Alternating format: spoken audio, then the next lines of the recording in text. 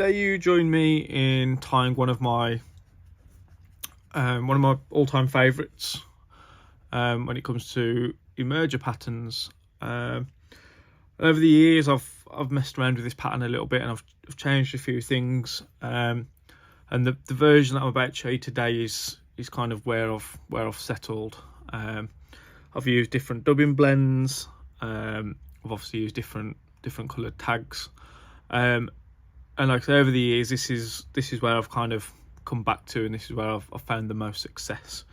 That doesn't mean to say that you can't change anything on this pattern, because it may suit you and your water slightly better.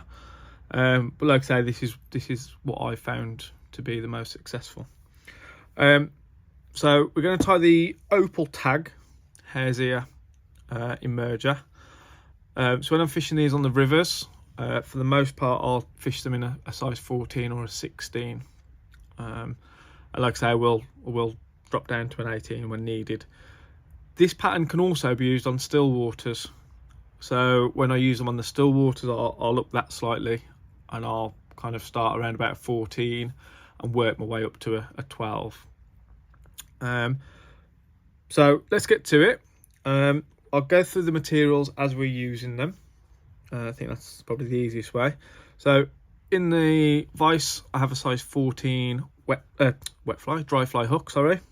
And the thread that I'll be using is the Uni-Thread 8 in black.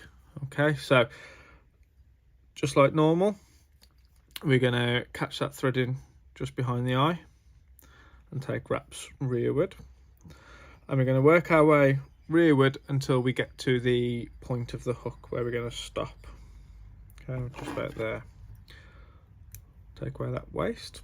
And this is where we're going to tie in our tag. Like I say, this is an Opal Mirage. So I'm using the UTC Opal Mirage, if you can see that, in medium. Now there's nothing stopping you using red holographic. Green holographic works quite well. But like I say, over the years, this is something that I found to work better for me. So like I say, I'll be tying this with the Opal. So we're going to take this now, touch and turns again, to just on the start of the bend of the hook. Okay, it's about there, and then we can bring open turns back.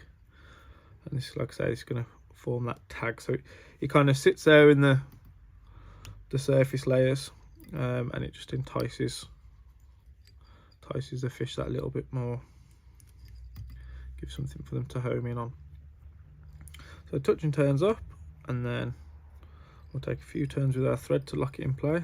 So there's 3, and we can come in with our scissors and trim that waste away.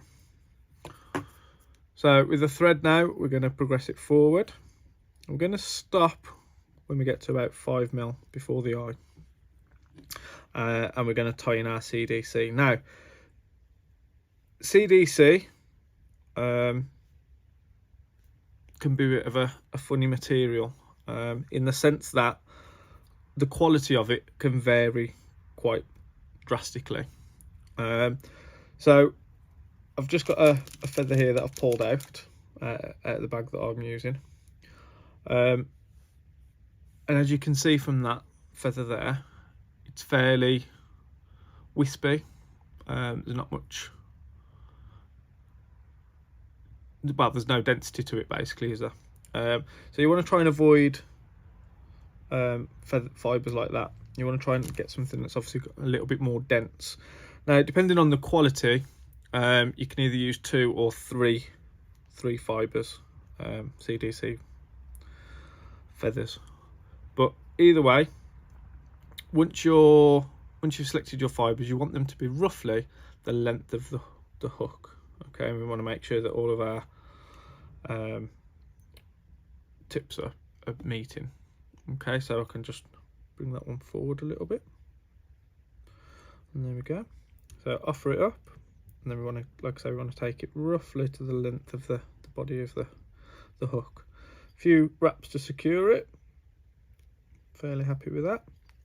And then we can come in with our scissors, and we want to cut down on an angle just to help with the tapering of the fly. Take a few more wraps, and then we can look to add our rib. So in this case I'm using a silver wire, so I'll catch that in and I'll bring the thread back, a few fibres there, bring the thread back to the point of the hook, which is about there, so that's where we'll start our body.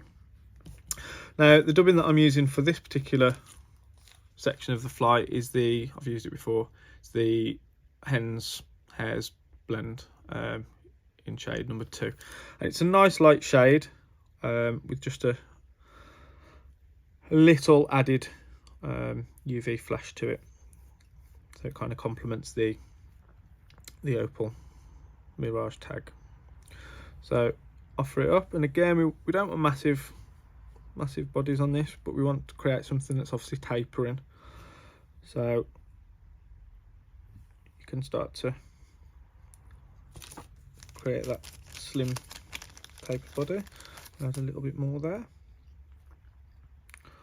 Like I say, with dubbing on bodies and stuff, less is always more. You can always add more, but it's much harder to take it away.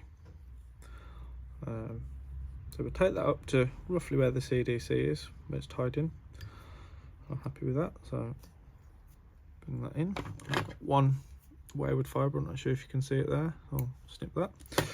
And then we're going to rib the fly, so the rib obviously comes through the opposite way that we've tied the body. That's 3, 4 and 5. And then we'll catch that in with 3 wraps in front, 1 wrap behind, and then we can wiggle and break.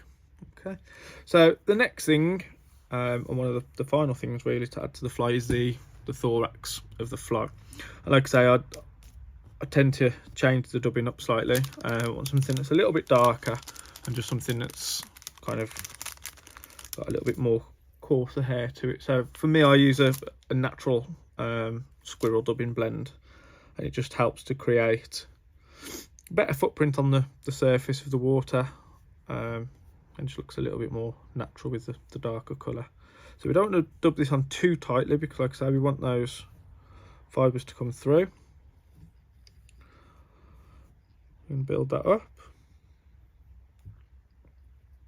And when we're happy, we can remove the excess, which I am there. We'll fold the CDC feather forward, and we can look to finish the fly. So like I say, we're not building up a head as such, we are literally just securing the material. So bring that forward with a few turns, add the varnish to your thread if you wish. Like I say, I'm using the Vineyards number 1 clear, and we can look to finish the fly.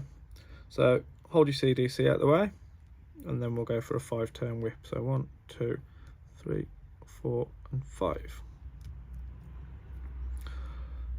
So if we can get the whip tool out, that is now, I'll just pull the thread off as well.